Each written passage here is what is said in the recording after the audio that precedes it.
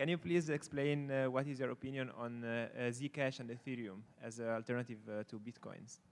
I'm very interested in both Zcash and Ethereum. I've used both of those platforms. I've ran Ethereum nodes for a while now. I still run one. Actually, I run two. I run one Geth and one Parity. I've run a Zcash node for a while. I experimented with a testnet. I've been involved in Ethereum since the very beginning. I'm interested in both of those platforms. Not as an alternative to Bitcoin, though. That's the critical phrase where you lost me. As a complement to Bitcoin, as something that is specialized in doing something different from Bitcoin. Part of my argumentation in the subject has been that the two do not compete, Bitcoin and Ethereum, or even Bitcoin and Zcash, because many of the choices that one currency makes or one blockchain makes to become more specialized in one direction and differentiate make it unable to do the things that Bitcoin has specialized in. If it does the same thing as Bitcoin, then it's not really competing because Bitcoin has been doing it longer, network effect wins, there's no point. If it does something different from Bitcoin, then it's different, and Bitcoin's different, and the two are not really competing directly. They compete indirectly for the attention of developers, and maybe sometimes for some of the speculative investors. But as a platform, as a technology, they do not compete. They don't compete any more than a lion competes with a shark. Yes, they're both predators. Yes, they both use oxygen. So in the bigger sense, they're competing for resources on the planet, but they're not competing directly against each other because all of the environmental and evolutionary adaptations that a shark made, that made it the apex predator of the sea, make it a flopping piece of soon-to-be sushi on land. Yummy for lions. Similarly, pussycats don't like swimming, and the lion adapted itself in an environment where if it jumps into the sea, shark bait. And so if you wanted to stage a cage match between a lion and a shark, the outcome would not be decided by whether you pick the strongest lion or the weakest lion, or the strongest shark or the weakest shark. It would depend entirely on whether you fill the arena with water or not. And that would determine the outcome. So the question is, what are you doing with the platform? Are you doing smart contracts? Are you doing complex smart contracts that require flexibility? Okay, well, Ethereum. Simple. Do you want robust store of value that is absolutely uncensorable and doesn't have consensus failures? Bitcoin. And it is precisely the things that make Ethereum really good at smart contracts that make it very difficult to maintain consensus and not have an attitude of move fast, break things, right? You need that in order to do flexible smart contracts. And it is precisely the things that make Bitcoin robust that make it useless for flexible smart contracts. And so the same thing applies. You know, Zcash is making some trade-offs between privacy and scalability. Much better privacy, 10 times worse scalability than Bitcoin. Actually, 100 times worse than Bitcoin. So how do you reconcile those two? You don't. You choose the thing that fits the niche. You decide, what is the environment in which I need this, and what is best adapted to this environment? And so I like all of the platforms. I think they're all doing very interesting things and advancing the state of the art. And sometimes they compete for speculative dollars, but effectively, in the long term, they don't. Do you not think that Ethereum, Zcash, other altcoins are competing with Bitcoin, at least in the short term and medium term, because of the block size issue? A lot of apps and even startups are likely to be considering or building on other blockchains because of this issue where fees are high and Lightning isn't going to be implemented for a long time. Yes, Ethereum, Zcash, and many other cryptocurrencies are competing in the scaling debate, which is hilarious. It's hilarious. Because from a technical perspective, it's ridiculous. It's insanely ridiculous. It's laughable. The idea is like, I don't like how Bitcoin scales, so I'm going to take my coins and go over to Ethereum. Really? Ethereum scales 10 times worse than Bitcoin. The fact that you haven't hit a scalability thing yet is because you haven't scaled to the point of hitting the scalability things. But, Ethereum proponents say, we'll do sharding. Oh, great. Well, when you do sharding, we'll do sharding.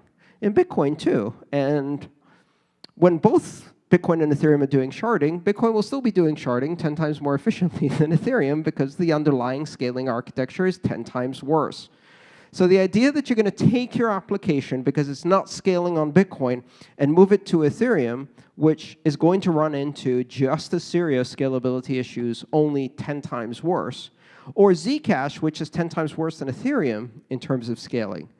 Those are trade-offs you don't want to consider.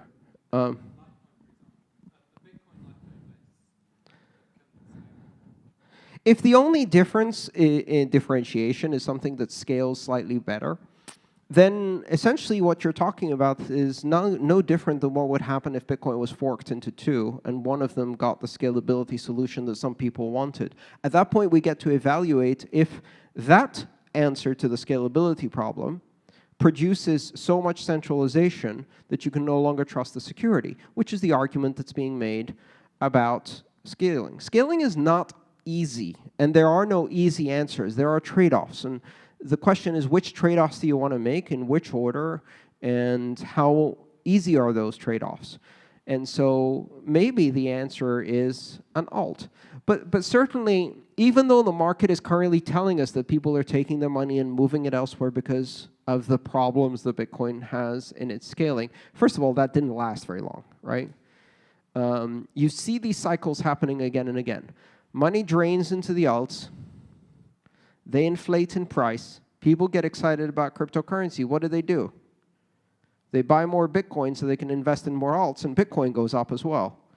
And the market tips for a bit, then it balances back, and when you look back 3 months later, you're like, oh, now the entire market has increased in cap by 2 billion.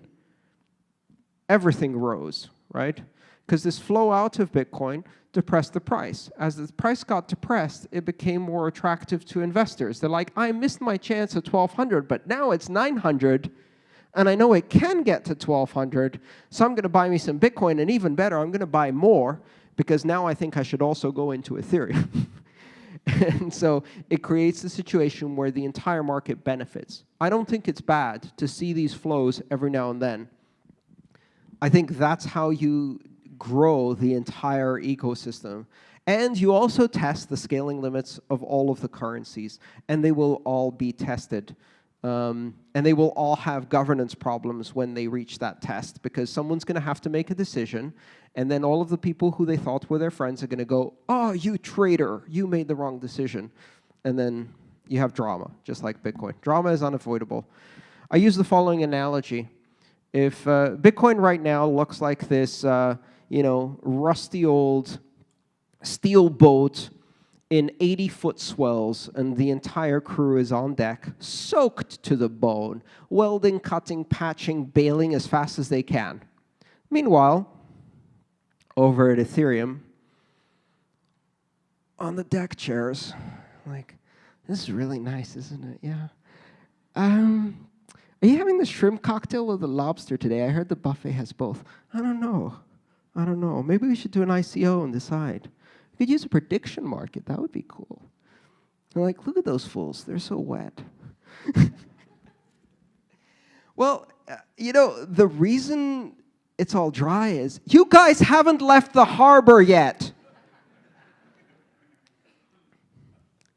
Come out here in the 80-foot swells and see if you can sit on that deck chair and see if they're still serving shrimp cocktail or if they're handing out buckets at the buffet. It's easy to not have scaling problems when you don't have scale. In 2013, did Bitcoin have scaling problems?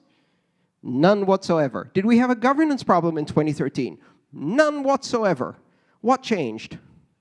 Scale happened. Big money happened, right?